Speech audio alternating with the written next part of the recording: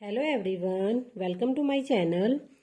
आज की वीडियो में हम करेंगे क्वांटिटेटिव एप्टीट्यूड और रीजनिंग के क्वेश्चंस। हम एस्टेट 2022 का पेपर सॉल्व कर रहे थे, जिसके अंदर हमने Hindi, English, CDP, Haryana GK ये वाले पोर्शन हम कर चुके हैं। ईवीएस वाला पोर्शन भी हम कर चुके हैं। तो आज की वीडियो में हम करेंगे क्वांटिटेटिव एप्टीट्यूड और रीजनिंग के क्वेश्चंस। चलिए स्टार्ट करते हैं। सबसे पहला क्वेश्चन है क्वेश्चन नंबर 61। तो क्या दे रखा है इसके अंदर, √6 प्लस √6 प्लस √6 प्लस कंटिन्यू जा रहा है इन्फिनिटी तक। अगर आपके पास ऐसा कोई क्वेश्चन दे रखा हो तो उसमें क्या करना है आपको। देखो, पहले तो जो बीच में किसका सिंबल है, प्लस का सिंबल है, ठीक है। सबसे पहले हम क्या करेंगे, जो भी आपके पास दे रखा है, जैसे अपने पास 6 दे रखा है, ये जैसे कि अपने पास ये 6 दे रखा है, ठीक है। तो हमें क्या करना है, इस 6 के ऐसे फैक्टर बनाओ कि उन दो फैक्टर का डिफरेंस 1 हो। 6 के दो फैक्टर बनाओ और जिनका डिफरेंस कितना हो, 1 हो। ऐसे फैक्टर बनाने हैं हमें, ठीक है। तो देखो 6 के क्या फैक्टर बन जाएंगे, 3 और 2। 3 और 2 फैक्टर बन जाएंगे। 3 दूनी 6 होता है और दोनों का अंतर कितना है, 1 का अंतर है। तो 3 और 2 इसके क्या बन गए, फैक्टर बन गए, गुणनखंड बन गए। अब क्या करना है, अगर बीच में क्वेश्चन में प्लस का साइन है तो जो बड़ा वाला फैक्टर है ना, वही आंसर होगा। अगर यहाँ पे बीच में मान लो क्वेश्चन ऐसे होता, √6 माइनस √6 माइनस √6 और ये ऐसे इनफिनिटी तक जाता, तो जो छोटा वाला फैक्टर है क्या था, 2, वो इसका आंसर होता। डायरेक्ट इसका आंसर आप लिख सकते हो। बहुत इजी क्वेश्चन है ये, कोई भी आ सकता है यहाँ पे। तो क्या होगा, 6 के फैक्टर हो जाएंगे 3 और 2, तो प्लस का सिंबल है तो इसका आंसर क्या हो जाएगा, 3 इसका आंसर हो जाएगा। ऑप्शन नंबर फर्स्ट इस क्वेश्चन का आंसर होगा। आई होप आपको समझ में आया। अब हम करेंगे क्वेश्चन नंबर 62। इसमें क्या दे रखा है कि 4,000 रुपये पर चक्रवर्ती एवं साधारण ब्याज का अंतर क्या होगा जबकि दर 5% वार्षिक एवं 2 वर्ष का समय हो। तो अपने पास साधारण ब्याज और चक्रवर्ती ब्याज का अंतर पूछ रखा है। इसका फॉर्मूला बताती हूं मैं। अगर 2 वर्ष का समय दे रखा हो, 2 वर्ष का समय है, नीचे लिखती हूँ। अगर 2 वर्ष का समय दे रखा हो तो अंतर क्या होता है, compound interest minus simple interest का फॉर्मूला होता है PR का स्क्वायर अपॉन 100 का स्क्वायर, ठीक है। चक्रवर्ती ब्याज माइनस साधारण ब्याज का अंतर होगा PR स्क्वायर। P क्या है यहाँ पे, मूलधन, रेट का स्क्वायर अपॉन 100 का स्क्वायर। तो रख दो यहाँ पे वैल्यू। P कितना दे रखा है अपने पास, मूलधन दे रखा है 4,000 इंटू R कितना दे रखा है यहाँ पे 5, तो 5 का स्क्वायर कितना हो जाएगा, 5 इंटू 5 अपॉन में 100 का स्क्वायर। तो 100 को 2 बार लिख लिया मैंने, ठीक है। 3 जीरो से 3 जीरो कट जाएगी, 2 पे 2 दूनी 4, 2 5 10, 5 से 5 कटा, 5 दूनी 10। तो क्या आ गया, 10 इस क्वेश्चन का राइट आंसर होगा, जो कि ऑप्शन नंबर 3 है, ठीक है। अगला क्वेश्चन देखो, क्वेश्चन नंबर 63। 63 में क्या दे रखा है कि यदि 12 वस्तुओं का विक्रय मूल्य 15 वस्तुओं के क्रय मूल्य के बराबर हो तो लाभ प्रतिशत बताओ। तो देखो क्या दे रखा है अपने पास कि 12 वस्तुओं का विक्रय मूल्य, ठीक है, मतलब 12 वस्तुओं का selling price is equal to 15 वस्तुओं का कॉस्ट प्राइस। ये बात दे रखी है हमें, ठीक है। अब हम क्या करेंगे इसमें, अब देखो इन दोनों का हम डिफरेंस ऐसे कर सकते हैं, SP अपॉन CP। CP को इधर ले आओ, 15 ये 12 चला जाएगा इसके अपॉन में, ठीक है। कट करो, 3 पे जाएगा, 3 5 15, 3 चौके 5/4 आ गया। SP कितना है, 5 है, CP कितना है, 4 है, ठीक है। मतलब कोई वस्तु 4 रुपए में खरीद के कितने में बेची, 5 में बेची, तभी तो फायदा होगा ना, तभी तो लाभ होगा। तो लाभ प्रतिशत कैसे निकालते हैं, कितने का लाभ हुआ?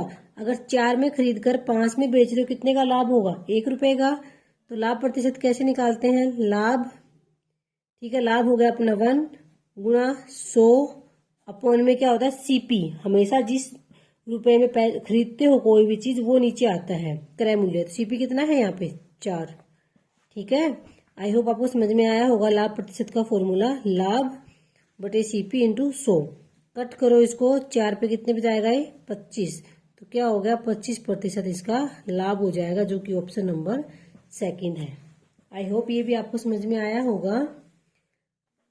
अगला क्वेश्चन देखो, क्वेश्चन नंबर 64 में क्या दे रखा है? यदि 80 का 30% बटे x बराबर 24 हो तो x का मान ज्ञात करो। तो कैसे आएगा? x का मान ज्ञात करना है तो लिखो 80 का मतलब क्या होता है? का मतलब होता है गुणा। ठीक है, तो हम इसकी से गुणा कर देंगे।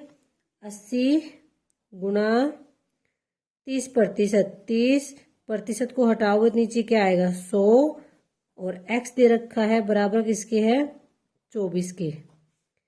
तो 2 जीरो से 2 जीरो कट हो गई। आप इसको बराबर में ऊपर वाले को ऊपर वाले से काट सकते हो। तो काट के देखो, 3 पे जाएगा 8, 3 8 24, 8 पे 8 गया तो कितना बचा? x बराबर 1। तो x बराबर 1 इस क्वेश्चन का उत्तर हो जाएगा। आई होप आपको समझ में आया होगा, ऑप्शन नंबर 3। अगला देखो क्वेश्चन नंबर 65। इस क्वेश्चन को क्या करना है हमें? सरल कीजिए। तो देखो इसमें क्या करना पड़ेगा आपको? एक तो हमेशा याद रखना, ऐसे क्वेश्चन को सोल्व करते समय बोर्ड मास का नियम हमेशा याद रखना। ठीक है, पहले ब्रैकेट होएगी, फिर ओपन होएगा, फिर ऑफ होएगा, फिर डिवीजन आएगा, फिर मल्टीप्लिकेशन आएगा, फिर एडिशन आएगा, फिर सब्ट्रैक्शन आएगा। ठीक है, इसी क्रम में चलेगी। तो सबसे ब्रैकेट में सबसे पहले कौन सी सबसे छोटी ब्रैकेट खुलती है? सबसे छोटी ब्रैकेट कौन सी है? सबसे अंदर वाली ब्रैकेट। तो सबसे अंदर वाली ब्रैकेट को खोलती हूँ मैं, क्या दे रखा है? 2 + 2 ये दे रखा है। ठीक है, तो सबसे पहले क्या आएगा? डिवीजन आएगा। तो डिवीजन को सोल्व करो, 2 प्लस, इसको नीचे लिख सकते हो आप। ठीक है, यहाँ कुछ नहीं है तो 1 लिखो। एलसीएम कितना आएगा? 3 आएगा। सोल्व करो, 3 दूनी 6, कितना आया? 8/3 आ गया। ये 8/3 कौन सा है? सिर्फ अंदर वाली ब्रैकेट का। ठीक है, अब इसको लिख सकते हो। आगे देखो क्या लिखूंगी मैं, बाहर क्या है? 2 भाग में 8/3 ऐसे आ गया। अब भाग को आप गुणा लिख सकते हो और इसको क्या कर सकते हो? पलट सकते हो। 8/3 का 3/8 हो जाएगा। काटो, 2 × 1 = 2, 2 × 4 = 8, कितना आया? 3/4। ठीक है, अब क्या बचा हुआ है? 2 + 3/4। ठीक है, आई होप आपको समझ में आ रहा होगा। एलसीएम 4 आया, 4 दूनी 8 + 3 11/4। मतलब इस अंदर वाली ब्रैकेट, जो बड़ी वाली ब्रैकेट, इसका उत्तर कितना आ गया? 11/4। ठीक है, अब बाहर क्या दे रखा है इसके? अभी ऐसे दे रखा है ना कि 2 भाग में अंदर वाली ब्रैकेट का आ गया अपने पास 4। ठीक है, अब इसके आगे ये रहता है इतना, कभी आप कंफ्यूज हो जाओ, ये ऐसे रहता है, इतना क्वेश्चन रहता है अपना। ठीक है, अब इसको करोगे पहले सोल्व, तो क्या करोगे? भाग को गुना में बदल दो और ये पलट जाएगा, 4/11 हो जाएगा। तो कितना हो गया ये? 8/11। ठीक है, अब इसको सोल्व करो, 2 भाग में 2 + 8/11। एलसीएम लोगे 11, तो 11 दूनी 22 और 8 30, कितना आ गया? 2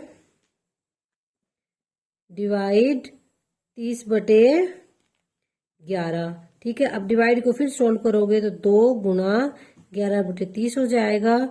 2 से काटो तो कितना आया? 11/15 इस क्वेश्चन का आंसर हो जाएगा। आई होप आपको समझ में आया होगा। 1-2 बार प्रैक्टिस करोगे हो जाएगा, बहुत इजी है।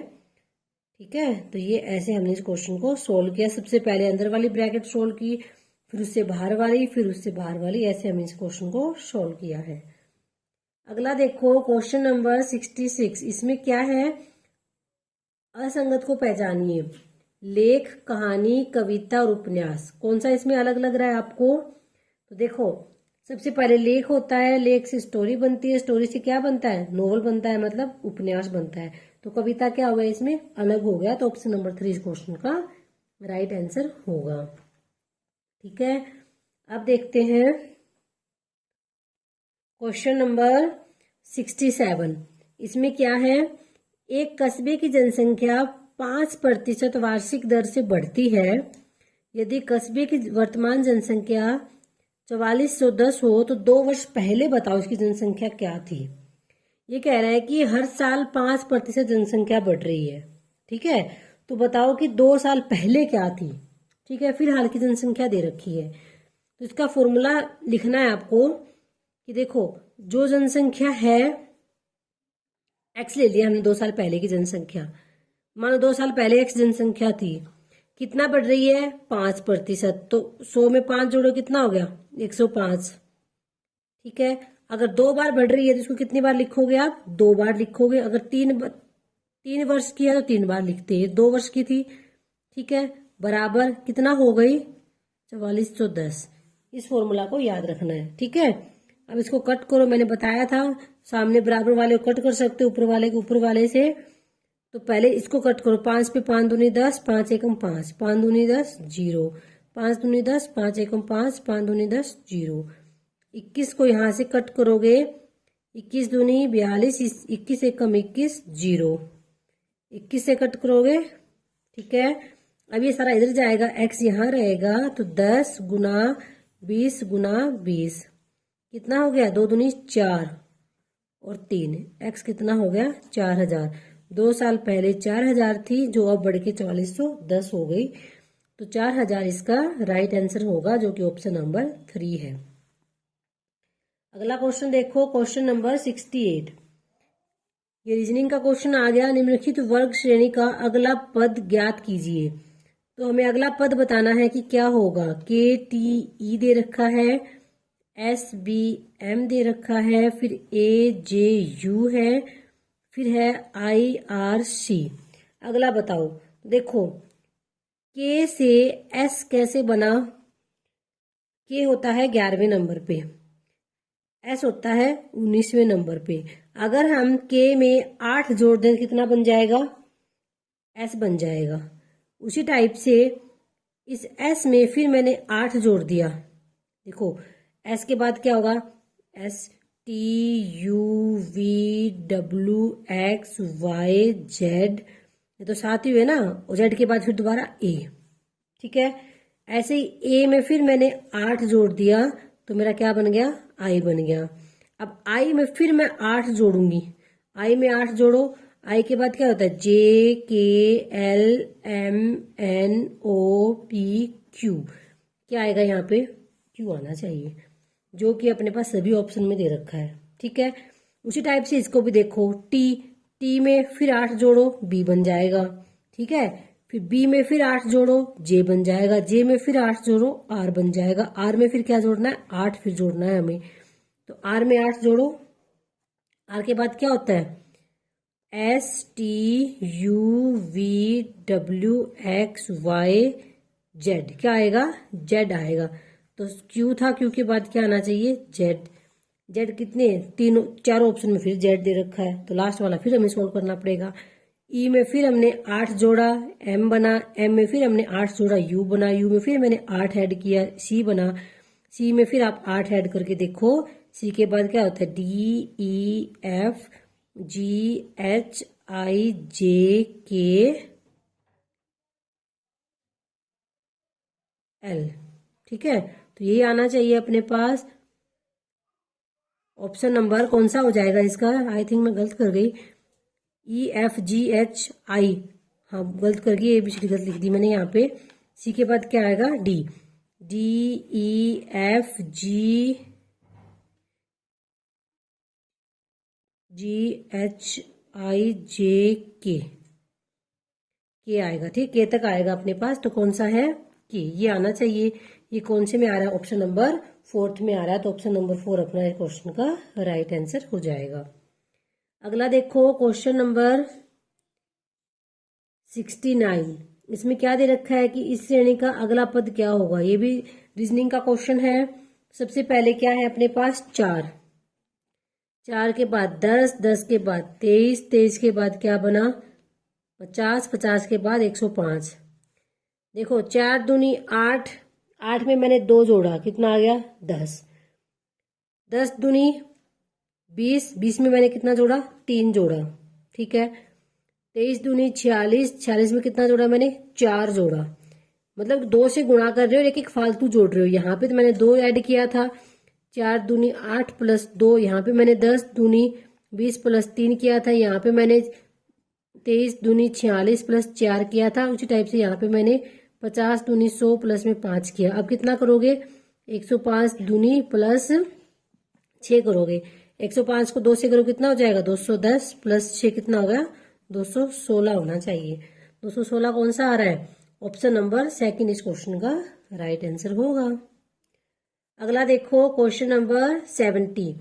यदि पी क्यू से लंबा है, देखो पी क्यू से लंबा है, आर पी से छोटा है, एस टी से लंबा है लेकिन क्यू से छोटा है, तो सबसे लंबा कौन है।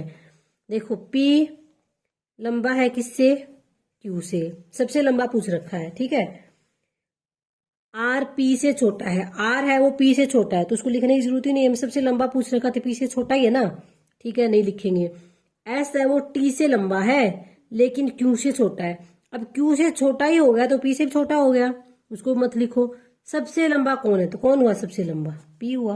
देखो दोबारा बताती हूँ, पी है वो क्यू से लंबा है, ठीक है। आर है वो पी से छोटा है, आर पी से छोटा है तो मतलब इस साइड आएगा, ठीक है। आर मान लो यहाँ लिख दिया मैंने, पी से छोटा है। अगला क्या है, एस है वो टी से लंबा है लेकिन क्यू से छोटा है। जो एस है ना वो टी से तो लंबा है, टी कहीं होगा इधर से, लेकिन किससे छोटा है, क्यू से। क्यू से छोटा किस साइड आएगा, इधर ही आएगा ना, तो सबसे लंबा कौन सा हुआ, पी हुआ, ठीक है। तो ऑप्शन नंबर फर्स्ट इस क्वेश्चन का राइट आंसर होगा। तो ये थे 10 क्वेश्चन। अगर 20 करवा दूं तो वीडियो ज्यादा लंबी हो जाएगी। इससे आगे 71 से लेके 80 हम नेक्स्ट वीडियो में करेंगे। आई होप आपको वीडियो पसंद आई होगी। अगर वीडियो पसंद आई है तो इसको लाइक कीजिए, चैनल को सब्सक्राइब कीजिए। मिलते हैं नेक्स्ट वीडियो में। Thank you, thanks for watching.